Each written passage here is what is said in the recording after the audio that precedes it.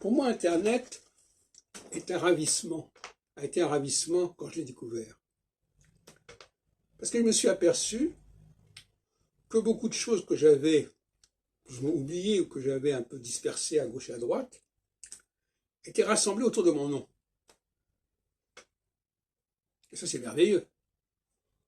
De voir qu'il y a une bibliothèque autour de votre nom qui s'est constituée sur Internet, sans que vous l'ayez demandé, sans que vous l'ayez envisagé, sans que vous l'ayez même rêvé. Et ça donne une sorte de sentiment d'immortalité et d'ubiquité.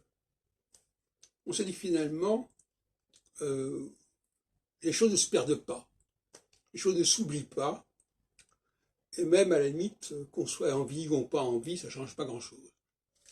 Sans parler de la délocalisation, qui fait que quelqu'un qui habite à l'autre bout du monde peut prendre connaissance de vos travaux, d'autant plus que ces travaux peuvent avoir été au départ mis dans des supports divers, des revues, des collectifs, enfin, des articles, et même des articles sur Internet d'ailleurs. Et donc tout ça est rassemblé et regroupé par Internet, par la magie d'Internet. Et on perd le sentiment d'une certaine fragilité, d'une certaine fortuité.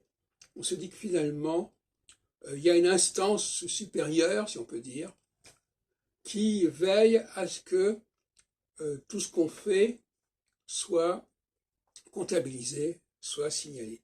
Et ça me fait penser à la thèse selon laquelle, finalement, quand on dit par exemple que nous sommes jugés sur nos actes, etc., ça suppose une énorme logistique informatique de la part des juges, de la part des dieux, qui n'est pas très éloignée de ce qu'on peut attendre d'Internet.